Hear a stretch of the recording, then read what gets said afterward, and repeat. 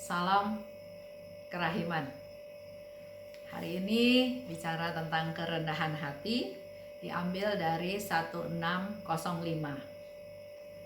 Semakin rendah hati, semakin Tuhan hadir. Oh Yesusku, Engkau sendiri harus menaruh kata-kata ke dalam mulutku, supaya aku dapat memuji Engkau dengan sepantasnya. Begitu rendah hatinya Suster Faustina, bahkan dia minta supaya Tuhan yang menaruh kata-katanya di mulutnya untuk memuji Tuhan. Bukan dari keinginannya sendiri, tapi dia justru dengan rendah hati dia minta tuntunan dari Tuhan. Dan Yesus menjawab, "Putriku, tenanglah. Lakukanlah seperti yang kukatakan kepadamu. Pikiran-pikiranmu berpadu dengan pikiran-pikiranku." Kalau kita datang pada Yesus, kita mohon sesuatu pada Yesus untuk kebaikan kita.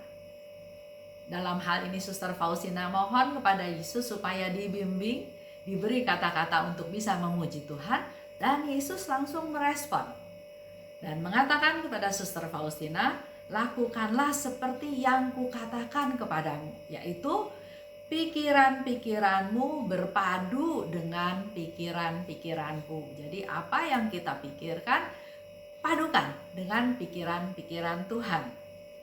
Maka tulislah apa yang muncul dalam pikiranmu. Jadi bukan pikiran saya, maunya saya, apa yang saya pikirkan, tapi serahkanlah pikiran-pikiran kita, dipadukan, disatukan dengan pikiran Tuhan. Dan setelah langkah itu baru Yesus katakan kepada Suster Faustina, tulislah apa yang muncul dalam pikiranmu. Selanjutnya, Suster Faustina mendapat arahan dari Yesus mengatakan bahwa engkau adalah juru tulis kerahimanku. Aku telah memilih engkau untuk tugas ini, baik dalam kehidupan sekarang maupun dalam kehidupan yang akan datang. Jadi Yesus memilih Suster Faustina untuk tugas tersebut, sekarang dan yang akan datang, yaitu tugas sebagai juru tulis kerahimanku. Beginilah aku menghendakinya, kendati segala perlawanan yang akan diberikan orang terhadapmu. Ketahuilah bahwa pilihanku tidak akan berubah. Yesus jauh-jauh hari sudah memberitahukan kepada Suster Faustina, engkau juru tulis kerahimanku sekarang dan nanti waktu yang akan datang. Tapi sekaligus Yesus mau katakan kepada Suster Faustina, akan banyak perlawanan yang akan diberikan orang kepadamu.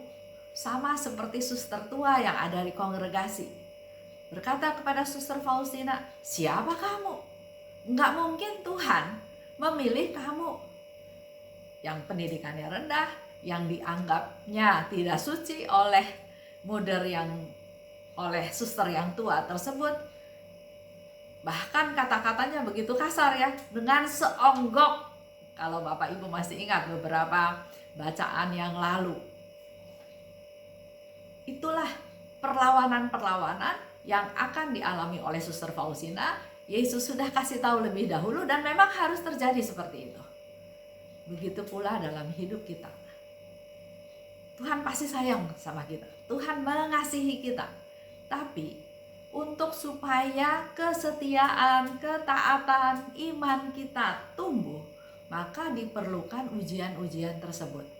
Diperlukan untuk menghadapi situasi-situasi di mana kita akan mengalami perlawanan, akan mengalami tantangan, akan mengalami hambatan. Dan di sini Yesus dengan jelas katakan, begitulah aku menghendakinya, menghendaki engkau menjadi juru tulis kerahimanku, kendati segala perlawanan yang akan diberikan orang terhadapmu. Yesus tahu akan banyak orang yang melawan apa yang mungkin dilakukan oleh Suster Faustina. Tapi ketahuilah, pilihanku tidak akan berubah. Begitu pula dengan kita semua yang ada dalam YouTube ini, yang sering mendengar tentang kerahiman Tuhan, mengikuti buku diary-nya Suster Faustina setiap hari, masuk dalam kelompok komunitas kerahiman ilahi, menjadi devosan kerahiman ilahi. Ini semua sudah Tuhan rencanakan, bukan keinginan kita sendiri, tapi Tuhan yang bertindak lebih dahulu, memilih, memanggil, dan kita menjawab. Kita ada, kita mendengarkan, kita hadir.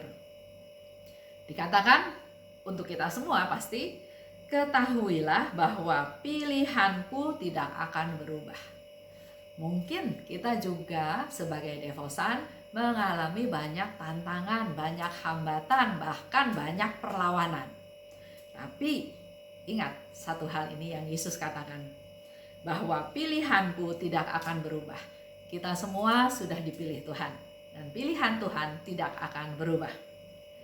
Pada saat itu, aku membenamkan diriku dalam kerendahan hati yang mendalam di hadapan keagungan Allah. Yang dilakukan oleh Suster Faustina bukan protes, Tuhan, Engkau kan sudah pilih saya jadi juru tulis kerahimanmu. Permudah saya, mampukan saya untuk menulis dengan baik. Dia nggak minta seperti itu. Dia nggak minta untuk kepentingannya dia. Tapi yang dia lakukan, menerima semua yang diucapkan oleh Yesus dan dia benamkan dirinya dalam kerendahan hati yang mendalam di hadapan Allah. Di hadapan Allah dia bukan siapa-siapa, dia bukan apa-apa, walaupun dipilih oleh Yesus sebagai juru tulis kerahimanku sekarang dan yang akan datang. Itulah yang kita mau belajar dari Suster Faustina, merendahkan diri. Bukan merasa hebat karena dipilih, tapi justru harus semakin membenamkan diri dalam kerendahan hati di hadapan Tuhan. Semakin merendahkan diriku, semakin aku diresapi oleh kehadiran Allah. Itu yang Suster Faustina sharingkan. Semakin dia merendahkan hatinya, justru dia merasakan semakin diresapi oleh kehadiran Allah. Semakin dia bisa merasakan kehadiran Allah. Itu sharing Suster Faustina untuk kita semua. Mari kita juga belajar untuk semakin rendah hati, supaya kita juga bisa semakin merasakan kehadiran Allah dalam hidup kita sehari-hari.